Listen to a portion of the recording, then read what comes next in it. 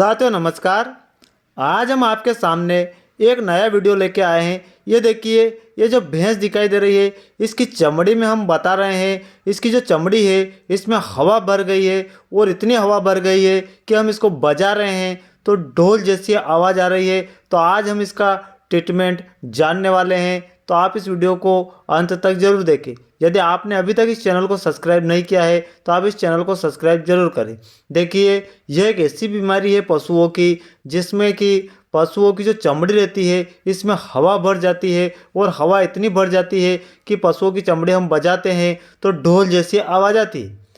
इसका कारण भी हम जान लेते हैं, ये किस कारण पशुओं की चमड़ी में हवा भर जाती है। तो देखिए, इसके कोई दूसरी बीमारी नहीं रहती है पशुओं में। इसका मेन कारण है, यदि पशुओं को अफारा आ जाता है, ब्लॉट हो जाता है, टिम्पनी हो जाती है, उसमें क्या रहते हैं, हम जो निडल रहती है 16 नंबर या 18 नंबर जो लगाते हैं वो क्या रहती है, छोटी रहती है। उसकी साइज कम होने के कारण यदि हम उसको रुमन में लगाते हैं तो रुमन की जो गैस निकलती है उसको, और जो रुमन गति करता है उस गति के कारण जो सुई रहती है वो मुड़ जाती है, तिरछी होकर रुमन से बाहर आ जाती है। जो रुमन में छेद होता है उस छेद से जो गैस निकलती है वो उस सुई से न निकलते हुए चमड़ी में चली जाती है और वो धीरे धीरे पूरी चमड़ी में फैल जाती है। यदि ये ज़्यादा मात्रा में फैल जाती है तो समय रहते, यदि सही ट्रीटमेंट नहीं होता है, समय रहते आप इसको बाहर नहीं कर पाते हैं, तो इस कंडीशन में भैंस की मृत्यु हो जाती है। तो आप फील्ड में बिल्कुल भी ऐसा ना करें, क्योंकि जब भी आप रुमन से गैस निकालें उसको सही तरीके से निकालें। यदि आपका तरीका गलत रहेगा तो आप पशुओं को ऐसे ही मृत्यु या मौत के घाट उतार देंगे। तो आप इस बात का ध्यान रखें कि रुमन से गैस तरीके से निकलती है। आप जो नए नए तरीके अपनाते हैं, छोटी नीडल का प्रयोग करते हैं, उससे पशुओं में बहुत ज़्यादा समस्याएं देखने को मिलती है। तो इस बीमारी को हम बोलते हैं भैंस की चमड़ी में गैस भर जाना। और इसका सही से यदि ट्रीटमेंट कर लेते हैं तो आप पशुओं को ठीक कर लेंगे और इसका ट्रीटमेंट किया जा सकता है। हम आपको सर्वप्रथम इसका ट्रीटमेंट बताने वाले हैं। तो यदि रुमन से गैस निकाली या किसी नए डॉक्टर ने निकाली या नए प्रैक्टिशनर ने निकाली और वो ज़्यादा मात्रा में चमड़ी में आ गई है, तो आप यदि ट्रीटमेंट कर रहे हैं तो आपको सर्वप्रथम उस गैस को निकालने के लिए हल्का सा 11 नंबर की जो ब्लेड रहती है उससे चमड़ी में हल्का सा चीरा लगा देना है।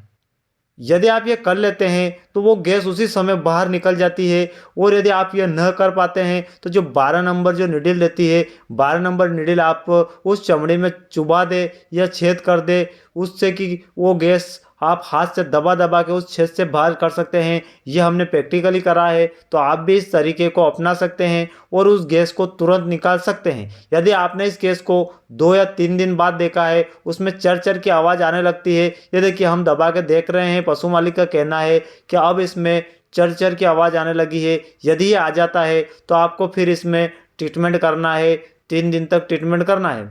देखिए, जब चरचर की आवाज़ आने लगती है तो वो गैस अंदर ही अंदर खराब होने लगती है, चमड़ी को खराब कर देती है, वहाँ पस बनने लगता है, चमड़ी ब्लैक होने लगती है और जब गंभीर समस्या हो जाती है तो पशुओं की मृत्यु भी हो जाती है।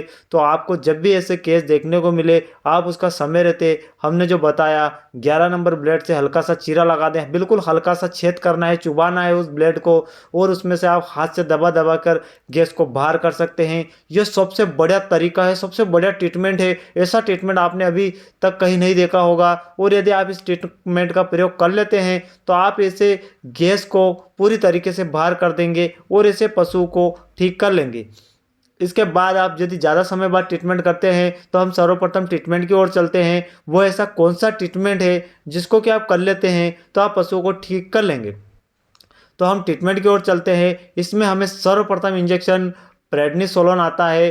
प्रेडनिसोलोन हमें 10 ml IM लगाना है। इसके 10 ml प्रेडनिसोलोन यदि हम लगा देते हैं तो इसका इस बीमारी में अच्छा रिजल्ट देखने को मिलता है। इसके बाद हम अगले इंजेक्शन की ओर चलते हैं। अगला इंजेक्शन हमें लेना है DCR 5 ग्राम। एंटीबायोटिक रहता है DCR 5 ग्राम का, इसमें अच्छा रिजल्ट देखने को मिलेगा तो हम DCR का प्रयोग करेंगे। इसके साथ में हम एंटी एलर्जिक इंजेक्शन CPM लगाएंगे या एविल लगाएंगे, यह हम 10 ml लगाएंगे। इसके साथ में हम अगला इंजेक्शन दर्द सूजन के लिए लगाएंगे। इसमें निमोसुलाइड जो प्लेन आता है, निमोवेट निमोसुलाइड फार्मूले का, वो हम 15 ml IM लगाएंगे। यह ट्रीटमेंट हमें लगातार 3 दिन तक दोहराना है। यदि आप यह ट्रीटमेंट 3 दिन तक कर लेते हैं तो आप पशु को पूरी तरीके से ठीक कर लेंगे।